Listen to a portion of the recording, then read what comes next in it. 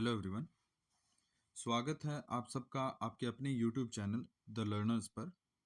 साथियों, जैसे कि हमने कल बाल विकास एवं शिक्षण विधियों का टॉपिक डिस्कस किया था, सिलेबस डिस्कशन किया था, उसी क्रम में आज हम रीट 2026 की तैयारी से रिलेटेड आपकी लैंग्वेज फर्स्ट यानी कि हिंदी सब्जेक्ट का सिलेबस डिस्कशन करने वाले हैं। यह वीडियो लेवल 1 और लेवल 2 दोनों के लिए एक समान रूप से उपयोगी है। दोनों के अंदर आपका लैंग्वेज 1 जो लोग हिंदी लेते हैं उन सब के लिए ये एक समान रूप से उपयोगी रहेगा। साथियों, साइकोलॉजी के जैसे यहाँ पर भी कुल आपको 30 क्वेश्चंस देखने को मिलेंगे, जिनके कुल अंक आपको 30 मिलेंगे। साथियों, यहाँ हिंदी में आपकी कुल 6 यूनिट रहेंगी, जहाँ से ऑलमोस्ट 5 क्वेश्चंस पर यूनिट से बनेंगे। यहाँ हम हिंदी के सिलेबस को 2 पार्ट्स में डिवाइड कर सकते हैं, जहाँ पर पहली 3 यूनिट्स आपकी व्याकरण की रहेंगी और अगली 3 यूनिट आपकी शिक्षण विधियों की रहेंगी। यानी कि आप कह सकते हैं कि आपके 15 क्वेश्चंस आपके व्याकरण से संबंधित रहेंगे और अगले 15 क्वेश्चंस आपके शिक्षण विधियों से संबंधित रहेंगे।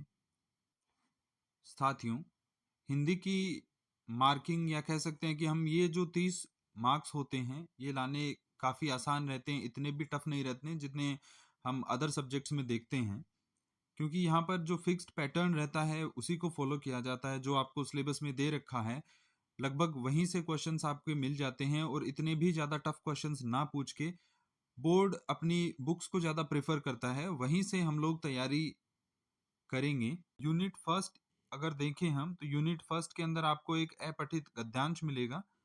उसके अंदर आपको व्याकरण से रिलेटेड कुछ क्वेश्चंस देखने को मिलेंगे, जैसे कि शब्द ज्ञान, तत्सम, तद्भव, देशज, विदेशी शब्द।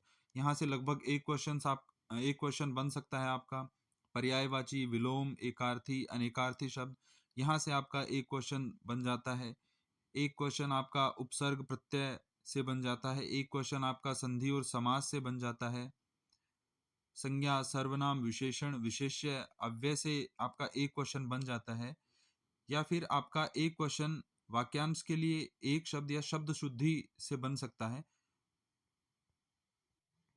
हो सकता है तत्सम, तद्भव या देशज, विदेशी शब्दों से एक क्वेश्चन ना बने, उनसे क्वेश्चन ना दे के वो शब्द शुद्धि या फिर एक शब्द के क्वेश्चन को भी दे सकता है। तो ये कोई ज़रूरी नहीं होता कि हर टॉपिक से ही क्वेश्चन आए।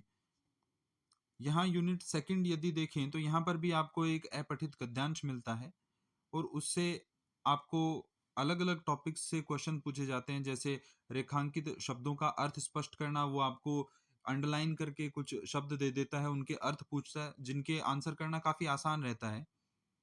यहाँ पर आपको वो वचन, काल, लिंग ज्ञात करना या उनसे रिलेटेड क्वेश्चन पूछ सकते हैं। जैसे कि कोई शब्द दे दिया आपको, उसका काल पूछ लेंगे, उसका लिंग पूछ लेंगे, उसका वचन पूछ लेंगे, तो ये इतना इतना टफ क्वेश्चन नहीं बनता।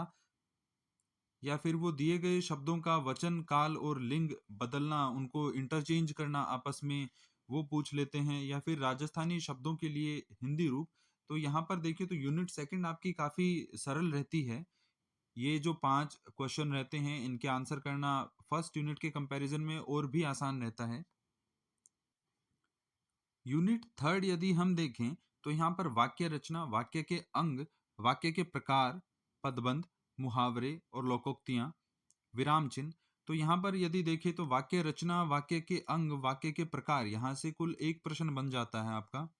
मुहावरे और लोकोक्तियों से आपके 2 से 3 क्वेश्चन बन जाते हैं आपके, और विराम चिन्ह से आपका एक क्वेश्चन बनता ही बनता है। ऐसे करके कुल 5 क्वेश्चन यहाँ से पूछे जाते हैं, जो आंसर करने काफ़ी आसान रहते हैं।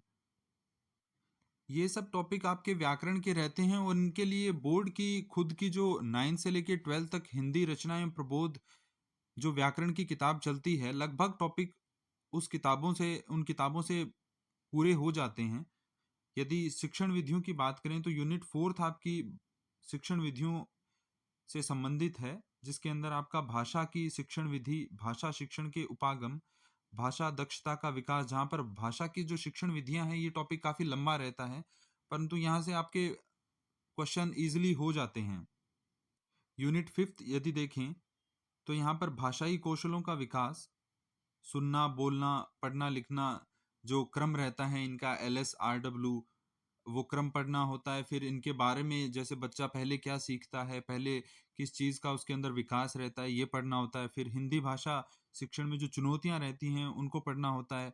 शिक्षण अधिगम जो सामग्री रहती है, हिंदी विषय को पढ़ाने के लिए जो भी अधिगम सामग्री उपलब्ध करवाई जाती है या जो भी ज़रूरी होती है, उनको पढ़ना रहता है। पाठ्य पुस्तक को पढ़ना रहता है।